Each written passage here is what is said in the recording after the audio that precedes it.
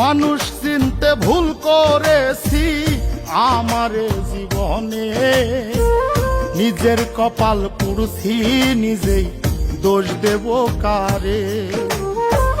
তাই তো নিজেই জ্বলছি হাইরে কাউরে বলি না, স্বার্থ ছাড়া একটা মানুষ খুঁজা পাইলাম না।